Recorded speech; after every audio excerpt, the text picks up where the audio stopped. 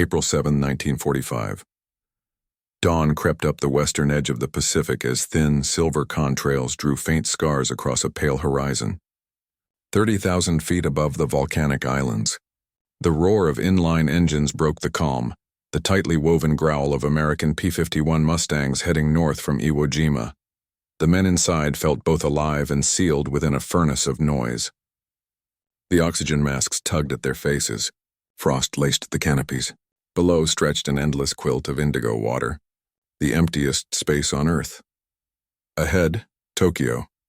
Each pilot was an arrow flung at history, hands trembling inside leather gloves, eyes fixed on the fuel gauges and compass needles that would decide who came home. Behind them, B-29 superfortresses droned upward from the Marianas, carrying tons of incendiaries meant to erase the capital's vast wooden heart. But these fighters were different. They were resolute guardians of the bombers, ready to meet whatever rose from Japan's airfields that morning. At 8:30 hours, a faint smear appeared on the horizon, the faint shimmer of a coastline.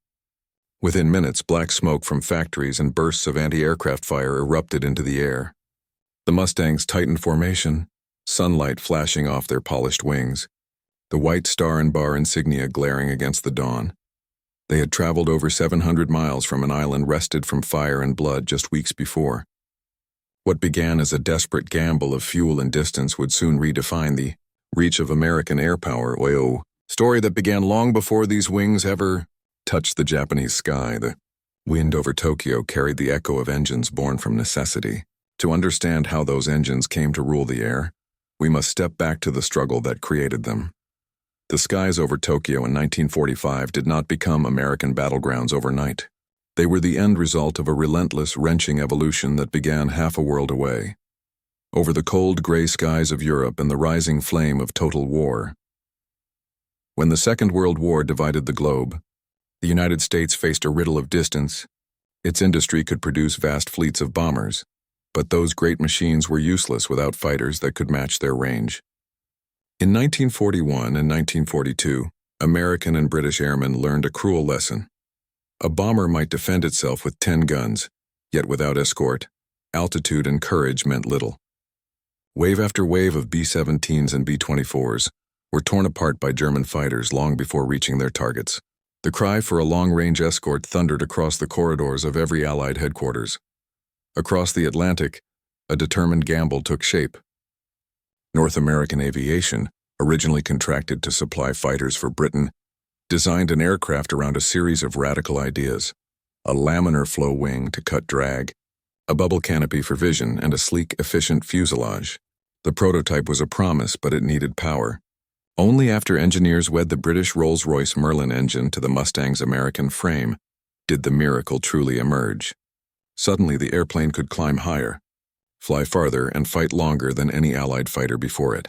By late 1943, over the fields of France and Germany, the P-51 proved itself not a mere escort but a predator.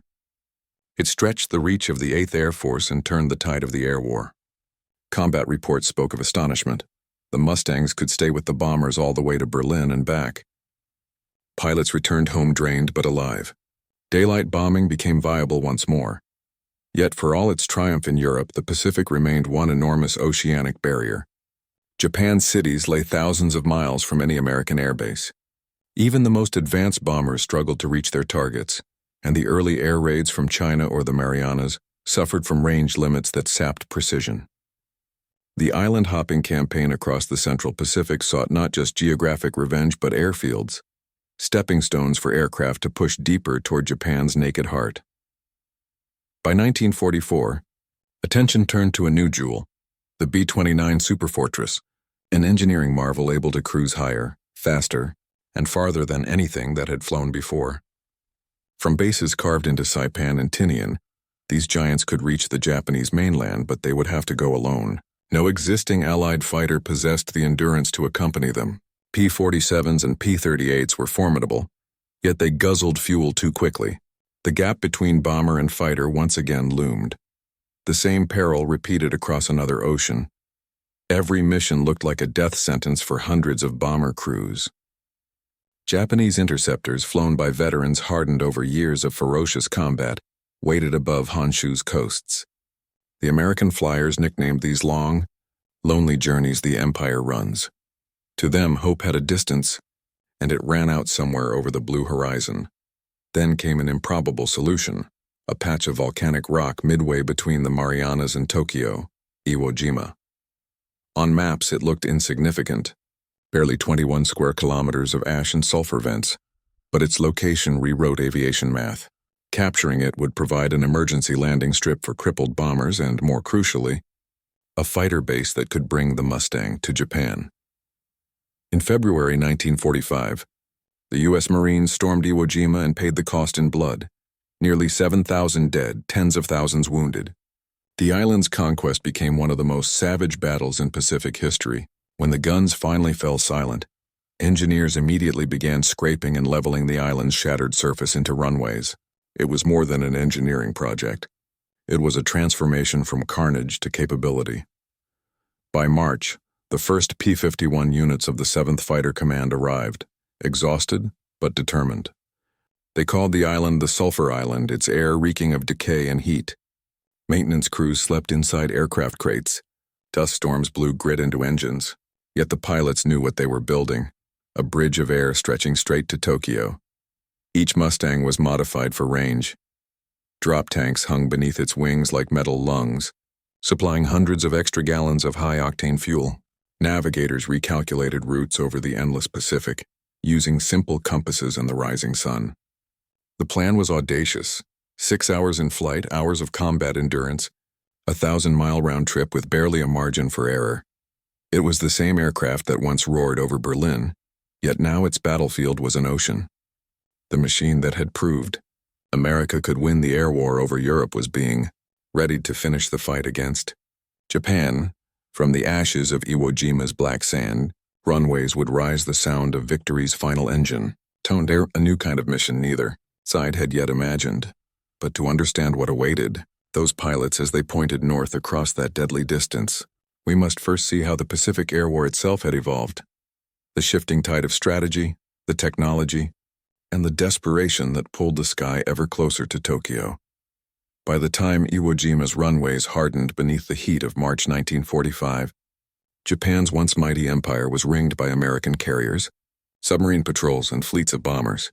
Yet despite the encirclement, the home islands were still defended by a fierce, deeply entrenched air network, grounded in discipline, tradition, and despair. Tokyo, Nagoya, Osaka, each city bristled with radar stations, anti-aircraft towers, and interceptor bases. Units of the Imperial Japanese Army Air Service and the Navy's air wings dispersed their aircraft to smaller fields, shielding them between woods and riverbanks.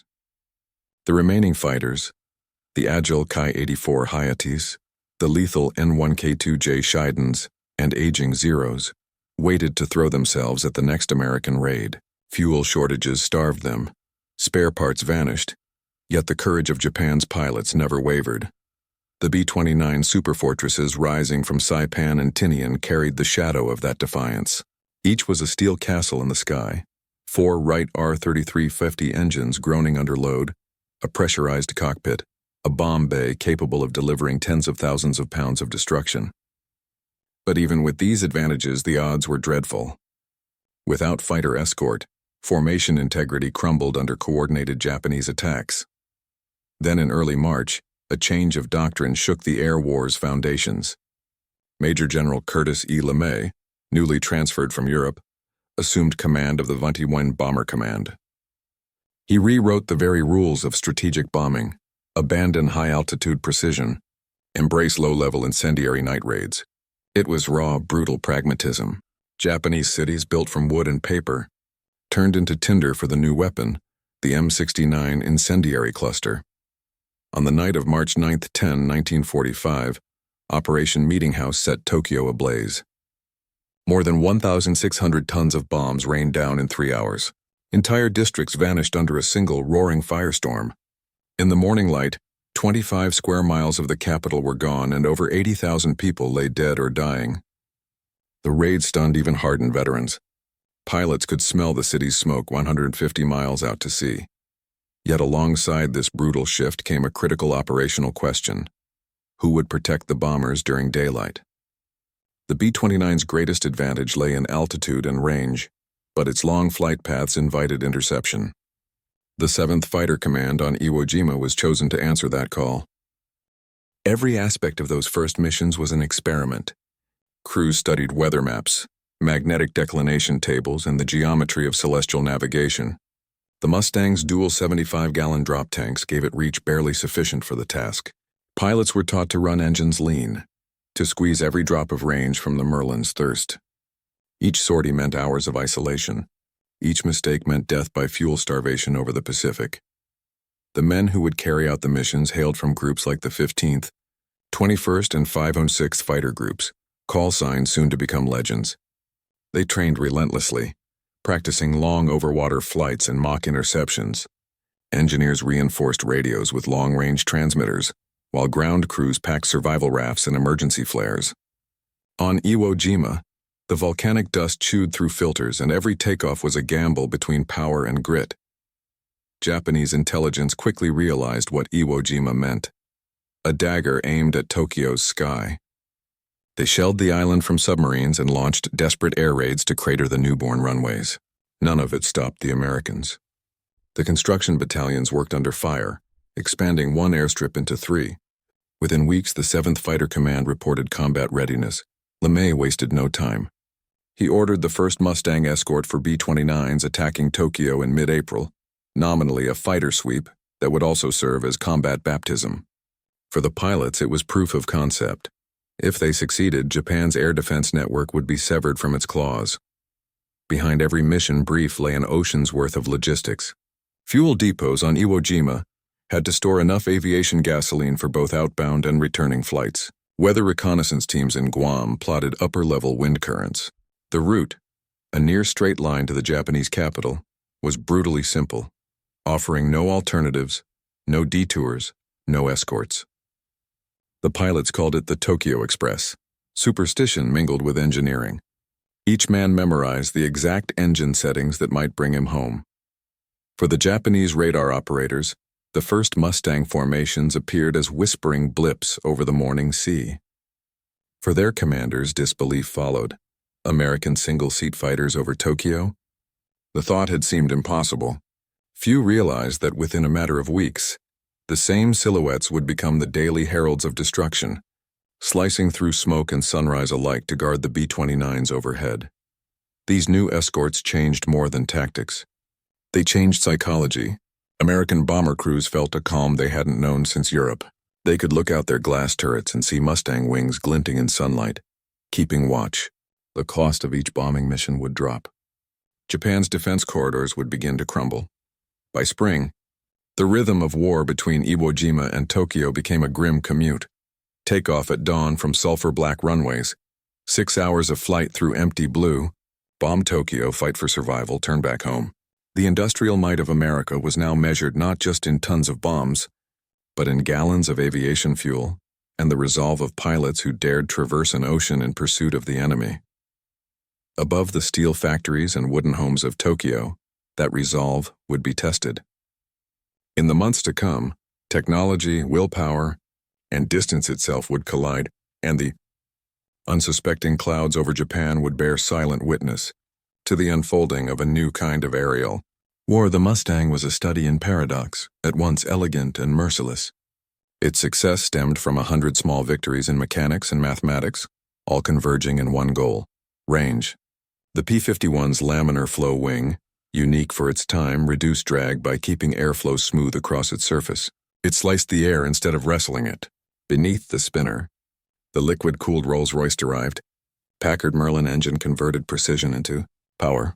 490 horsepower, efficient enough to carry the fighter over 1,600 miles with external tanks. That range was salvation for the 7th Fighter Command. Drop tanks, light aluminum pods originally meant for short-range extensions, became lifelines. They made a sleek, lethal creature look slightly ungainly, but they worked. Pilots often joked they were flying a flying fuel farm. Engineers at Iwo Jima's improvised maintenance depots, fine-tuned carburetors for thin air, and optimized the mixture controls for consumption. Profiles calculated by hand. Aeronautical charts were treated as sacred texts. Any change of altitude altered both performance and survival odds.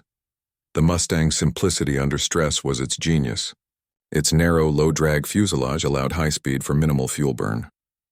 Hydraulic-boosted ailerons gave it unmatched roll rate, and unlike radial engine fighters, its inline Merlin offered frontal sleekness, granting crucial extra minutes of flight. Up in the thinning air over the Pacific, every minute mattered. A glide path off by a single degree could mean ditching into the sea. But the technological triumph didn't only extend the limits of endurance. It symbolized Allied adaptation. It proved an industrial democracy could out-engineer an empire. At 32 feet long, weighing little more than 7,000 pounds dry, the P-51 carried enough might to defend an entire bomber fleet and enough fuel to bring a man home across an ocean. Distance was conquered not by muscle, but by math and metal. 1,000 miles from the nearest friendly coastline, tactical precision mattered more than bravery. The vast loneliness between Iwo Jima and Tokyo left no room for improvisation. American planners created a system called rendezvous sequence. B-29s from the Marianas would depart hours earlier. Mustangs from Iwo Jima would climb through clouds to intersect them near the target zone. Timing so exact that a delay of 10 minutes could separate life from death. Major Tex Hill and the other group commanders emphasized energy fighting. The Mustangs would never linger. They would intercept enemy fighters as slashing guardians, hit hard, climb back, and rejoin the bomber stream. Above 25,000 feet, the thin air favored the Mustang's supercharger but strained human endurance. Pilots battled hypoxia and temperature drops of 50 degrees below freezing. Escort tactics evolved quickly. Pilots flew spoke and wheel formations, rotating patrol patterns around bomber sections to anticipate attack corridors. Visual identification was crucial. Radar coverage was minimal. Spotting specks on the horizon through a canopy fogged by breath was both art and instinct. When Japanese interceptors approached, the attack often began as a sudden convergence of streaking lines, invisible until gunfire shimmered in sunlight. In the dense chaos, each flight captain balanced aggression with restraint. Pursue too far and fuel would vanish. Hold too close and bombers might perish. Commanders drilled a single mantra: guard the bombers or the war lengthens. It was cold arithmetic. A B-29 took years to build and 10 men to fly. A Mustang, no matter how precious, could be replaced quicker. But tactics were never fixed. After the March incendiary raids, Japanese forces shifted to low-level night interception. LeMay wanted daylight control for follow-up precision strikes. Thus, the Mustang's daylight sweeps became both escort and offensive patrol, strafing airfields, rail yards, and coastal convoys. In a single mission, they moved from shield to spear. The Pacific's meteorology added its own deceit. Crosswinds could move formations 20 miles off course. Rising thermals from urban fires distorted altimeters. Radio interference crackled across all frequencies, leaving squadrons to rely on compass bearings and celestial plots scribbled onto kneeboards.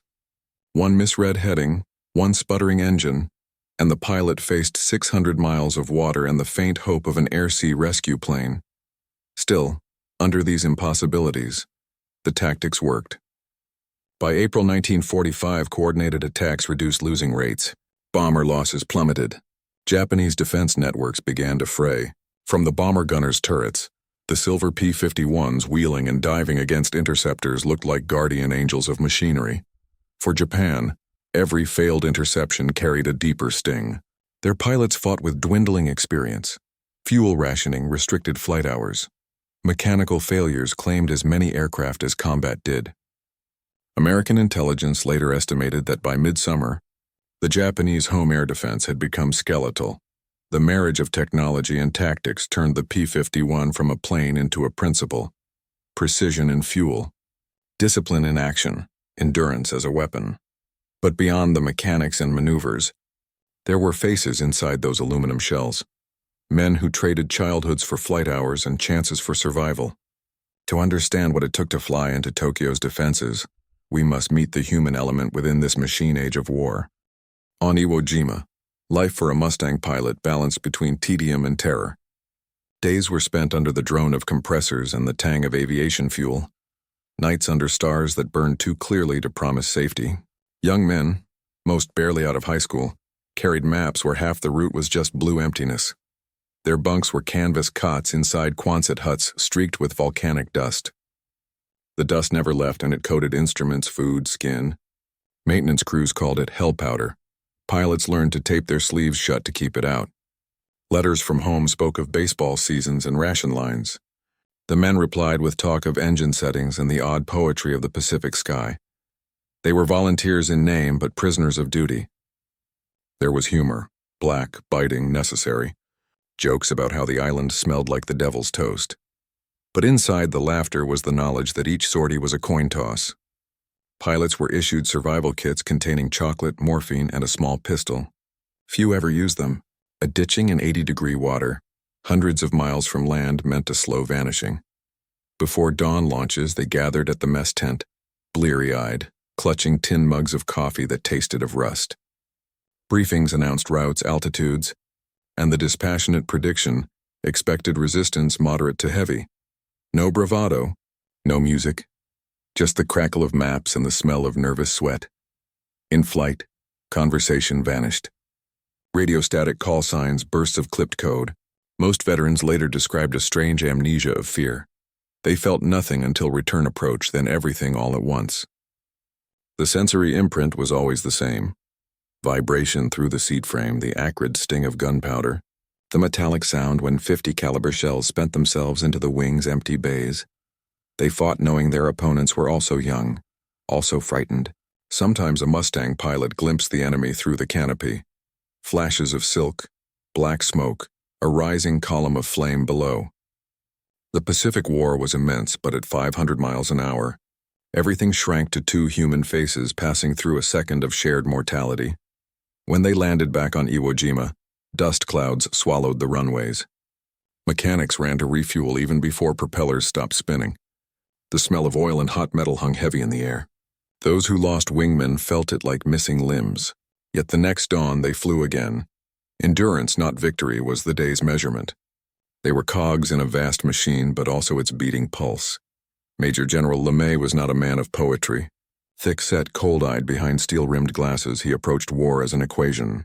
His arrival in the Pacific brought the ruthless efficiency that had reduced German industry to ash. To him, the P-51's role was not romantic but mechanical, an extension of range metrics and sortie survivability curves. He changed everything. Nighttime high-altitude raids, hampered by weather and jet streams, gave way to low-altitude incendiary attacks. He ordered bomb loads doubled, gun turrets removed to save weight.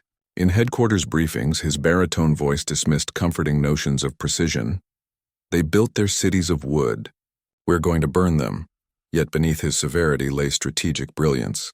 LeMay recognized that dominance of the Tokyo airspace required constant daylight pressure. The Mustang units on Iwo Jima became the right hand of his new doctrine. They were both shield and scout, disabling airfields, destroying convoys, and escorting B-29s until enemy interception became sporadic. He demanded ruthless coordination. Each mission's fuel budget was calculated to the gallon. If a pilot broke formation to chase an enemy, LeMay's reprimand awaited before the next sortie. Discipline was survival writ large, and it worked. Within 2 months, the Japanese Air Defense Command suffered crippling losses. LeMay's leadership was controversial even among his own ranks. Watching Tokyo burn from aerial photographs made some officers uneasy. He remained unmoved. To him, war was arithmetic, not emotion. The Mustang teams he unleashed were part of that calculation. Human instruments ensuring that the bomber formations reached their marks, that Japan's war-making heart dissolved under fire. Opposite the Americans were men equally devoted but trapped by fate. Japanese fighter aces like Captain Teruhiko Kobayashi of the 244th Sentai defended Tokyo to the end. They flew outdated machines patched together from salvaged parts, armed with limited ammunition. Their missions had evolved from defense to martyrdom. On the ground, aviation fuel was rationed to mere gallons per day. Engines coughed on low-grade substitutes. Yet orders from the Imperial High Command remained absolute: intercept and destroy. Many pilots took off with less than 30 minutes of fuel, a one-way climb toward the intruder's altitude, perhaps the earliest seeds of the kamikaze ethos that would soon consume the nation's air strategy. Eyewitness accounts from surviving Japanese crews describe the horror of facing Mustangs at altitude. The American fighters could dive, climb, and turn at will. Their guns outranged almost everything Japan had left.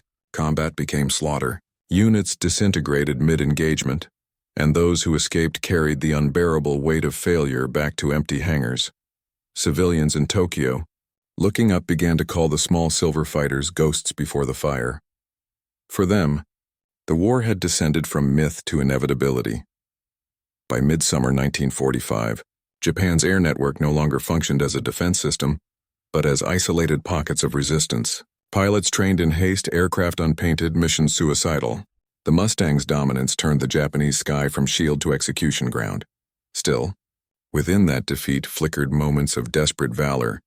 Individual duels fought at impossible odds, young men on both sides dying in the same blue silence. It was the war's cruel symmetry, mastery of the machine erasing the humanity within it, even as each pilot fought to define his own. Out of these intersecting angles and ingenuity, strategy and sacrifice, the confrontation over Tokyo reached its ultimate crescendo. The next missions would decide not only the control of the air, but the spirit of the empire itself. April 7th, 1945, the morning that distance itself surrendered. At 06:30, three fighter groups, the 15th, 21st, and 506th, rose from the scorched runways of Iwo Jima. 148 Mustangs wheeled into formation, their wingtips glinting orange in the first light. Each pilot carried just enough fuel for the round trip, 165 gallons internal, 150 per drop tank. Their intended charge, a fleet of 130 B-29 superfortresses forming hundreds of miles behind them, aimed at the capital of the Japanese Empire. The radio hum was constant, a language of call signs, fuel readings, and code. Vic Lead 1 to flight climbed to 25,000. The climb carried them through shredded clouds bled by sunrise. Below, the Pacific blurred into an opaque mirror, broken by the occasional freighter wake. Hours passed in monotony, the engine's vibration creeping into bone. Frost crawled along the cockpit's inner edge. Oxygen hoses rattled. At last, the map coordinates shifted to coastline. Japan. Every pilot felt it. A tightening of the stomach, a surge of focus sharpened by memory. They had traveled nearly 700 miles. Now, without error or mercy, they crossed into enemy skies. At 09:30, radar stations near Choshi detected them. 92 Japanese fighters lifted off in response, drawn from Narimasu, Atsugi, and Yokohama airfields. Among them were Ki-44s, Ki-84s, and remnants of the 244th Sentai. Those who saw the approaching Silver Armada later recalled the shock. Small shapes materializing out of sun glare, diving straight through defensive circles. The clash began within minutes. Near Lake Kasumigara, the first Japanese formation struck head-on toward the bombers. The P-51 escorts swung to engage, splitting into flights of four. Combat erupted in a swirl of vapor trails and tracer fire. Mustang gun cameras would later show bursts of light across the wings of enemy fighters before they disintegrated into smoke. Captain John W. Mitchell's squadron accounted for 6 victories in 10 minutes. But victory was fragile. Altitude, ammunition, and fuel drained faster than adrenaline. A single mistake could mean ditching into the sea. Pilots throttled back between engagements, coaxing engines to sip rather than gulp. Every air duel was measured against fuel gauges ticking mercilessly toward empty. Meanwhile, the B-29 formations continued their gravely steady course above the turmoil. From their waist turrets, gunners watched Mustang silhouettes flash across the sky like hawks intercepting crows. The city below widened into a gray spiral of smoke. Tokyo under bombardment again, fires spreading through its wards. For the first time, Japanese attacks failed to break the bomber formations. Their coordination shattered. Ground defenses sputtered sporadically. Anti-aircraft explosions dappled the air below 20,000 feet. But the Mustangs held the high ground. One group dove to strafe Yokosuka airfield, catching intercepted aircraft on the ground and reducing them to twisted sheets of aluminum. Others loosed fire on train lines feeding Tokyo's industrial districts, cutting arteries as bent steel snapped beneath gunfire. At 11, Japanese resistance faltered. Pilots who could no longer locate targets began the homeward leg, the most treacherous part. Dropping from combat altitude to secure navigation bearings, the Mustangs assembled into loose return formations. Their auxiliary tanks had long been emptied and jettisoned. Every remaining gallon had to carry them across 600 miles of ocean. Some would not make it. Mechanical failure or navigational error sent several flights downward, their final coordinates marked only by swirling oil slicks. Search and rescue PBY Catalinas and Navy subs stationed along the route would later recover a handful of survivors, sunburned, silent, saved by chance and mathematics. But the mission was a success beyond precedent. Tokyo's skies denied to the enemy, B-29 losses almost nil. In a single day, a strategic barrier collapsed. America could now reach Japan's core with air superiority secure. The 7th Fighter Command's after-action reports read like a groundbreaking experiment affirmed. Escort efficiency, excellent. Enemy interception disorganized. Coordination with bomber groups effective. For the first time since Pearl Harbor, American air power had full dominion over the Empire's heartland. In the cities below, the evidence of this dominion smoldered. Factories along the Sumida River glowed red, harbor cranes toppled, fire brigades, their pumps dry, turned hopelessly on trash fires, started by incendiary sparks that drifted for miles.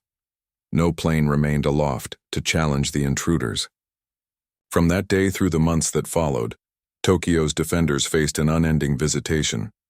Day after day, Mustangs arrived with bombers, then returned alone to scour airfields, rail depots, and retreating supply columns. The Japanese air defense structure, already trembling, began to dissolve under the psychological strain. Exhausted crews, few replacements, dwindling morale. Back at Iwo Jima, the returning pilots limped home, instruments flickering. They descended through columns of heat haze and sea mist, engines coughing. Ground crews cheered, not for victory's abstract concept, but for each familiar aircraft that materialized through the glare. Captain Ed Poland of the 21st Group logged the day's final entry with understated weight. Reach target, contact fierce, then gone. Made landfall returning with fumes in tanks. Mission proves feasible. Between the lines of that terse note lay the transformation of the Pacific War itself. For the first time, America could assault Japan's industrial lifeline continuously, predictably, irrefutably. Below, in the smoldering ruins, Imperial commanders understood the gravity of what had occurred. The breach was permanent.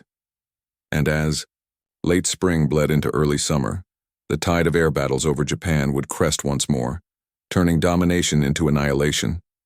The April 7th mission was not a single victory. It was the hinge upon which the rest of the air war swung. Every following operation built upon that success until the Japanese sky itself collapsed. Between April and July 1945, the 7th Fighter Command flew hundreds of escort and sweep missions from Iwo Jima, each longer, sharper, and more merciless than the last. May 24 marked one of the most brutal days of the campaign. B-29s launched from Tinian and Saipan to strike Tokyo again, steel and incendiaries against steel and spirit. At dawn, 148 Mustangs once more clawed into the sky to meet them. The weather rolled in heavy over the sea, turbulence so fierce that wings flexed visibly. Radio contact flickered. Some formations lost navigation entirely, disappearing into mist before reappearing hours later near Honshu's coast. By noon, more than 500 Japanese fighters had scrambled from 20 bases to resist, the last grand attempt of the homeland's shattered wings. The Mustang groups dove like falling stars through anti-aircraft bursts, trading altitude for speed, and the air filled with spiraling contrails. Observation officers at Atsugi Airfield described the sky as striped with white arcs like whip marks. In those streaks lived the end of Japan's aerial resistance. Ki-84s tried head-on assaults, their 20mm shells tearing through B-29 formations, but the escorts sliced into them, attack patterns disciplined, mechanical, lethal. By day's end, American records claimed over 300 enemy aircraft destroyed in the air and on the ground. The loss to the Mustangs, 21. For the Japanese commanders, those statistics meant catastrophe. Replacements no longer existed, and production lines strangled by bombing produced only fragments of former strength. Every pilot lost in combat represented not merely a man, but an entire system collapsing. With control of the sky secured, the missions widened. Mustangs no longer limited themselves to escort duties. They hunted. Strafing runs swept over train stations, air parks, communication towers, barracks. They crippled what remained of Japan's logistics with precision and fury. A particular tactic, the Tokyo sweep, exemplified the new phase of total air supremacy. Flights of 30 Mustangs would depart from Iwo Jima at dawn, fly independently to the Japanese mainland, and attack anything that moved. They struck radar installations, shipping lanes, even fishing fleets supplying the starving population. It was relentless, a skyborne siege tightening by the hour. Among these missions stood legendary names: Lieutenant Donald McKibben's daring low-level attack on Tokyo's rail yards, Major James Tapp's destruction of multiple intercepting aircraft in a single sortie, and Lieutenant John Benbow's near-miraculous glide back across half the Pacific after losing his propeller's constant speed control. Each story grafted personal endurance onto a mechanical triumph. By mid-June, Japanese interceptors were so scarce that many raids encountered none. Air observers reported empty skies where once dogfights had raged. For the Mustang pilots, the psychological shift was stark, from hunted escorts to uncontested predators. Yet victory brought a hollowness of its own.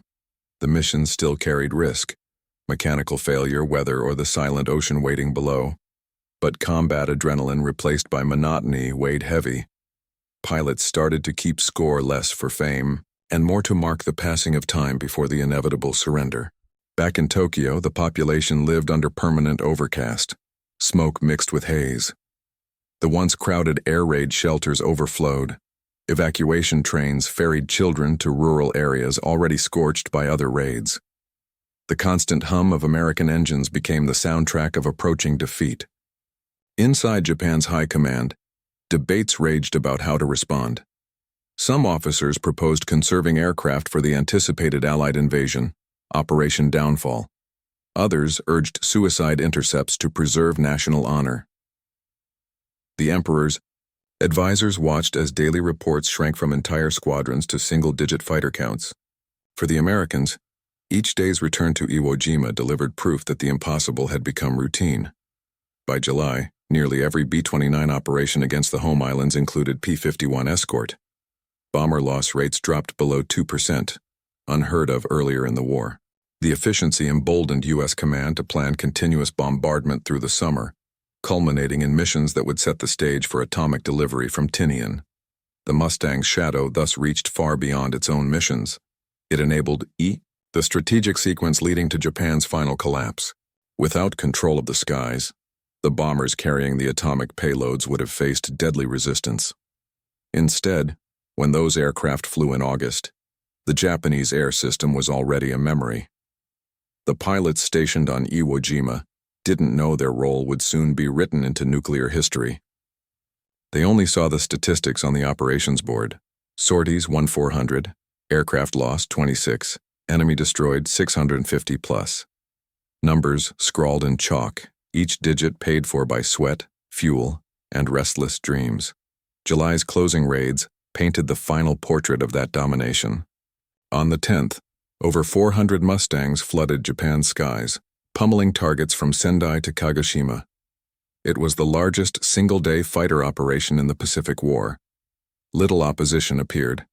The few Japanese fighters that rose were overrun. By afternoon, the skies seemed abandoned, vast and eerily quiet, as if the war itself had run out of energy. Photographs from reconnaissance cameras showed columns of smoke curling across entire prefectures, railway yards glowing orange beneath a blanket of haze, coastlines scorched black. Historians would later mark this period as the practical death of Japan's military aviation. When the surviving Mustangs returned that evening, sunset bathed Iwo Jima's airstrips in blood-like light.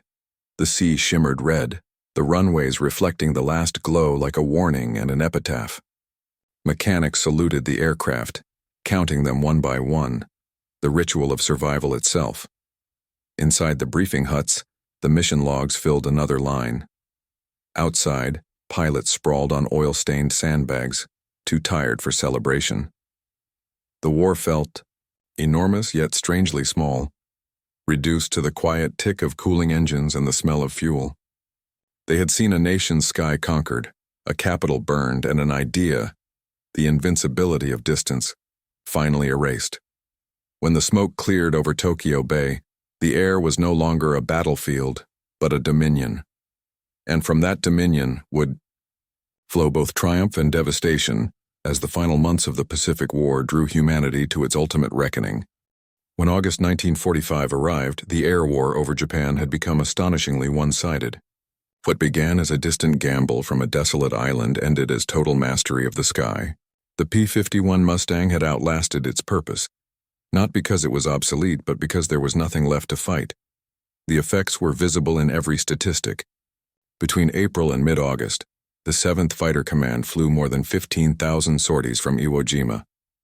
They destroyed or damaged over 4,500 enemy aircraft, hundreds in the air, thousands on the ground.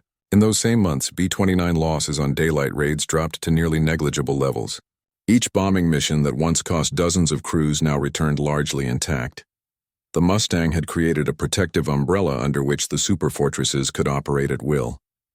Tokyo, Nagoya, Osaka, and Kobe became recurring targets, their industrial capacity reduced week by week. Oil refineries ceased production. Transportation collapsed. Entire factory districts that had once built tanks, ships, and ammunition were erased.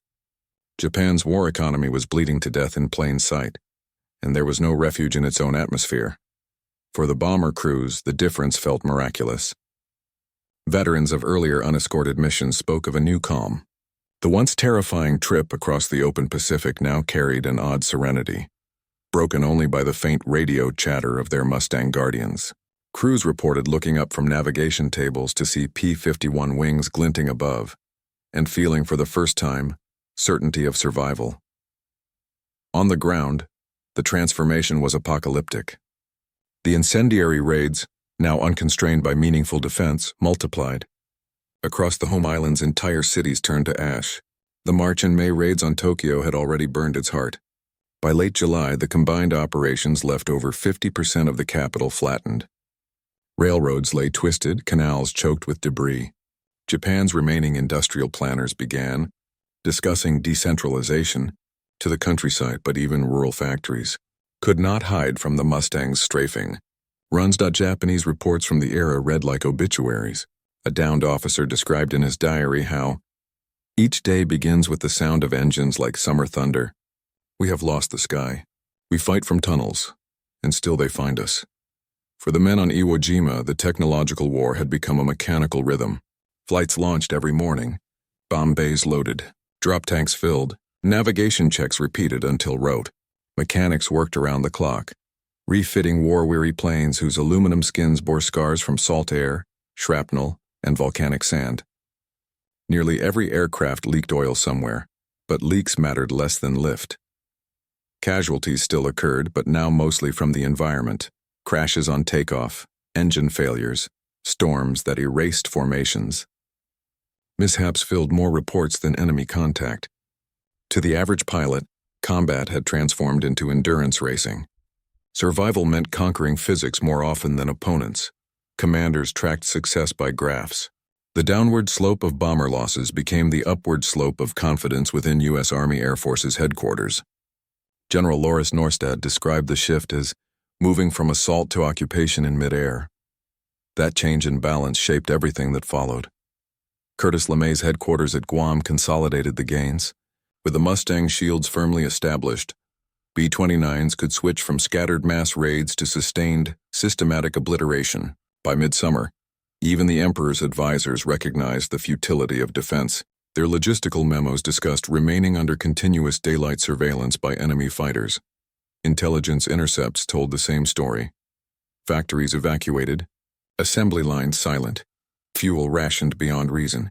In aerial photographs, Japanese runways appeared deserted except for wreckage.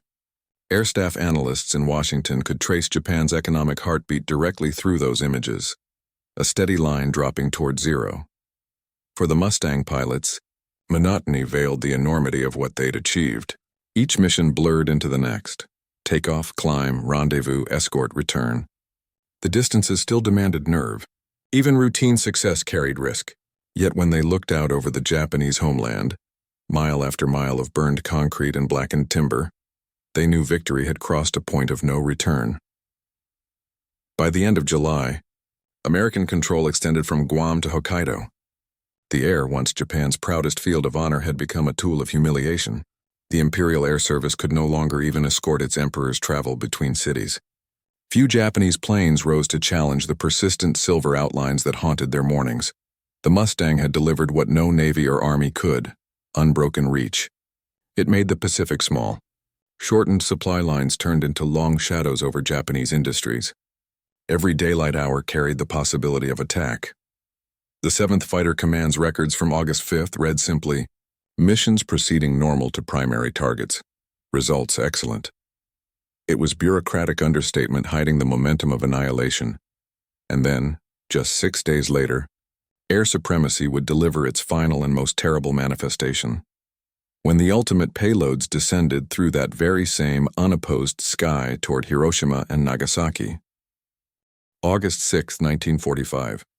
The same air corridors the Mustangs had cleared now bore a different craft, a solitary, shine-skinned B-29 named Enola Gay.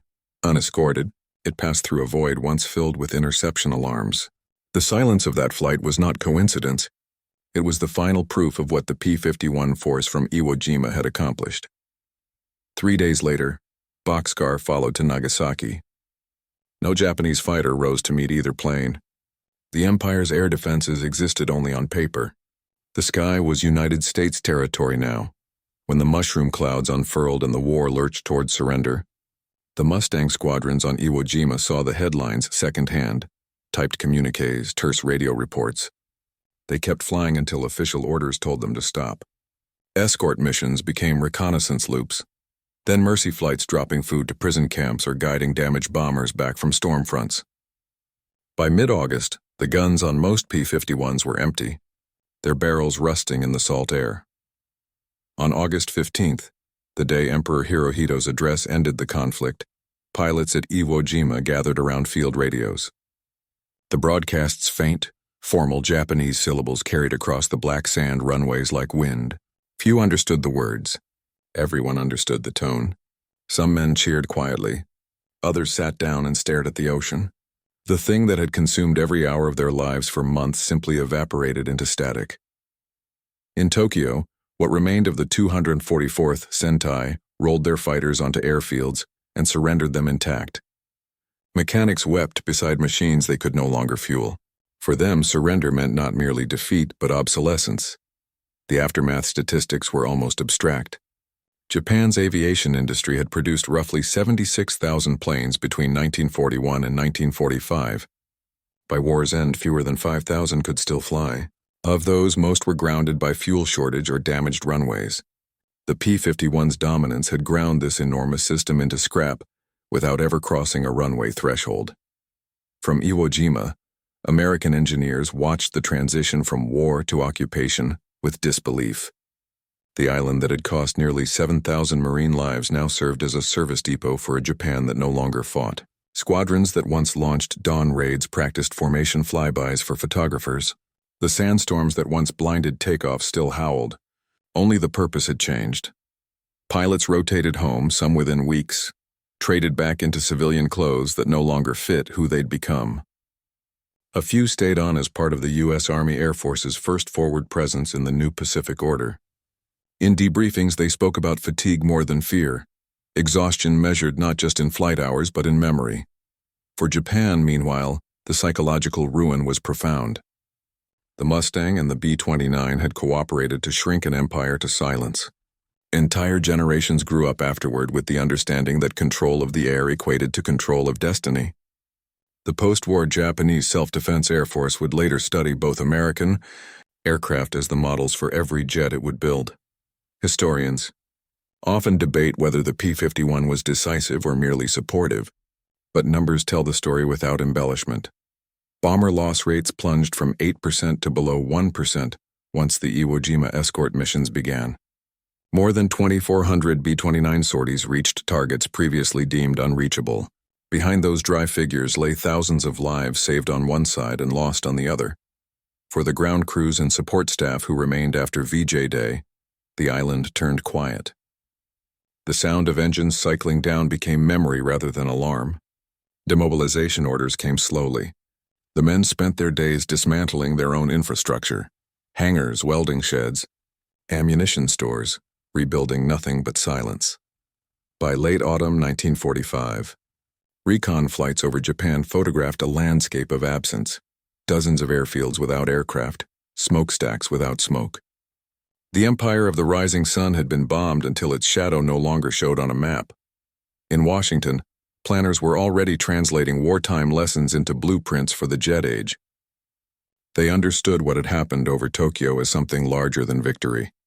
It was a revelation about acceleration, altitude, and endurance. Technology had annihilated geography. The Mustang itself would soon give way to the P-80 Shooting Star, but its legend lingered far beyond its mechanical lifespan. Veterans spoke of the P-51 as if it were a companion that had carried them across the abyss. "She got me there and she got me back," many said, the highest compliment a pilot could offer any machine. When occupation forces finally moved into Tokyo, the skies above remained eerily peaceful. Even the wind seemed cautious. The empire that once looked skyward for salvation now looked up in awareness of defeat. Its banners lowered, its runways empty, its sunrise dimmed by the memory of silver wings. And in that silence that followed, history had a moment to breathe, to measure what the era of the propeller had achieved, destroyed and promised for the future of flight. In the calm that followed surrender, the Pacific ceased to be a barrier and became a symbol of continuity. Across that once forbidden distance, the contrails of the P-51 Mustang traced the route that connected technology to destiny. What had begun as a struggle to escort bombers became something greater, proof that human will mixed with machinery and mathematics could erase the size of the world. The Mustangs over Tokyo marked the final triumph of the propeller age. They carried piston engines to their zenith just before the jet era would take flight. Yet their story was not purely mechanical. It was human, young men suspended between sea and sky, measuring courage in gallons of fuel and minutes of oxygen. They lived at the threshold where innovation met mortality. When those same skies later accepted the first atomic clouds, the ghosts of the Mustangs were still there, silent witnesses to how control of the air had redrawn the limits of war itself. Air power, once a supporting act, had become the decisive instrument of modern conflict. With that realization came both awe and disquiet. The engine that carried hope could also carry annihilation. In time, nations learned from the P-51's legacy more than its tactics. Its streamlined endurance seeded generations of aircraft, military and civilian alike. Its range pointed the way for transoceanic flight, global commerce, and the idea that no part of Earth lay truly beyond reach. The very mastery that ended one war began a new age of interconnectedness, an age in which speed and distance would define both freedom and fragility. Today, surviving Mustangs gleam in museums and on airfields, their polished skins reflecting skies that know peace. When their engines start for commemorative flights, the sound carries a strange dual note, pride and lament in the same vibration. They remind us that every technological victory is also a message from the past, that progress always arrives on the wings of what it overcomes. Above all, the Mustangs over Tokyo testify that courage and intellect are twins. One conquers fear, the other conquers distance. Together they wrote their initials across the sky in vapor and flame.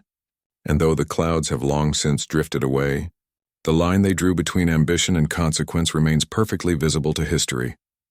The world looked up in 1945 and saw the future, metallic, unrelenting, boundless. The P-51 Mustang was its messenger, carrying both the promise of mastery and the warning that no horizon once crossed is ever the same again.